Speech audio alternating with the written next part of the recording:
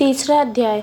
महिषामेधा ने कहा, महिषासुर की सेना नष्ट होते देखकर उस सेना का सेनापति चिक्षुर क्रोध में भरकर देवी के साथ युद्ध करने के लिए आगे बढ़ा।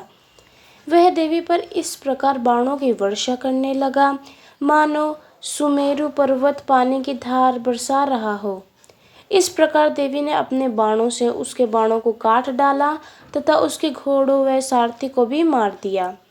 साथ ही उसके धनुष और उसकी अत्यंत ऊंची ध्वजा को भी काटकर नीचे गिरा दिया। उसका धनुष कट जाने के पश्चात उसके शरीर के अंगों को भी अपने बाणों से बींध दिया।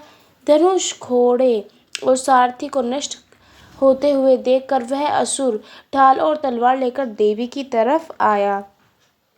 उसने अपनी तीक्ष्ण धार तलवार से देवी के सींग के मस्तक पर प्रहार किया और बड़े वेग से देवी की बाएं भुजा पर वार किया, किंतु देवी की बाएं भुजा को छूते ही उस दैत्य की तलवार टूटकर 2 टुकड़ों में बट गई।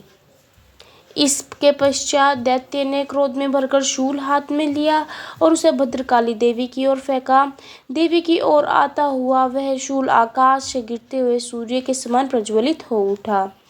उस शूल को अपनी ओर आता हुआ देखकर देवी ने भी शूल छोड़ा और महाअसुर के शूल के 100 टुकड़े कर दिए और साथ ही महाअसुर के प्राण भी हर लिए।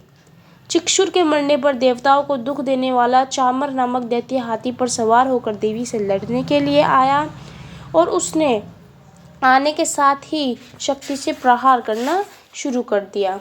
अपनी हुंकार के साथ ही उसे तोड़कर पृथ्वी पर डाल डाला।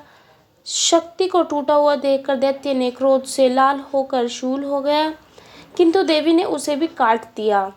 इतने में देवी का सिंह उछलकर हाथी के मस्तक पर सवार हो गया और दैत्य के साथ बहुत ही तीव्र युद्ध करने लगा। फिर वह दोनों लड़ते हुए हाथी पर से पृथ्वी पर आ गए और दोनों में बड़े क्रोध से लड़ाई हो गई। फिर सिंह बड़े जोर से आकाश की ओर उछला और जब पृथ्वी की ओर आया तो अपने पंजों से चामर का सिर धड़ से अलग कर दिया। क्रोध में भरी हुई देवी ने शीला और वृक्ष आदि की चोटों से उद्ग्र